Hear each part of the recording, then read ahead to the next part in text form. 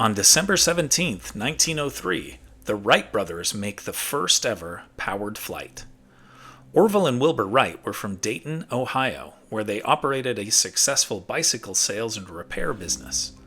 Repairing and building bicycles gave them many of the mechanical skills they needed for their future endeavors. The brothers became obsessed with German aviation pioneer Otto Lilienthal's 1890s glider flights, which demonstrated the concept of heavier-than-air flight.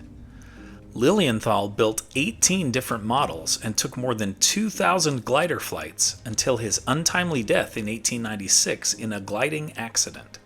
Reportedly, his last words were, "Sacrifices must be made."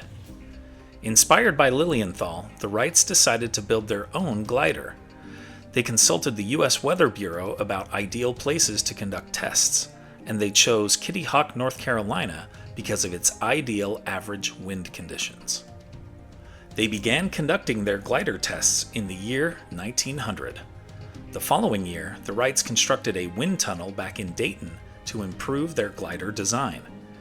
In 1902, they conducted further tests at Kitty Hawk with their new and improved glider. Back in Dayton, they built a 12-horsepower internal combustion engine with the help of machinist Charles Taylor. Using that engine, the Wright brothers were able to make that famous flight. The Smithsonian's National Air and Space Museum in Washington, D.C. has some impressive Wright exhibits. I highly recommend a visit.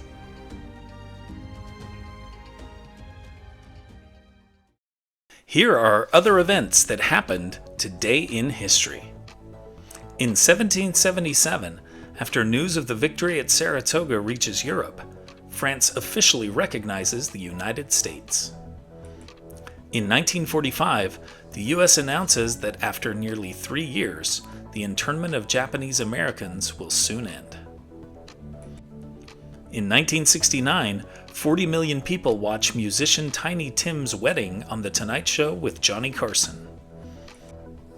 In 1990, Jean-Bertrand Aristide is elected president in the first free election in Haiti's history. In 1991, a spokesman for Russian President Boris Yeltsin announces an end to the Soviet Union. In 2003, the final film in the Lord of the Rings trilogy, The Return of the King, opens in U.S. theaters. In 2011, North Korean dictator Kim Jong-il dies of a heart attack at age 70 and is replaced by his son.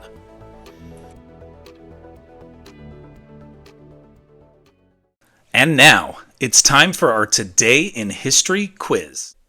How many goals were scored by French phenom Kylian Mbappe against Argentina in the 2022 World Cup final? 0, 1, 2, or 3? Think you know the answer? Drop your guesses in the comments below. Find out if you're right tomorrow on Today in History.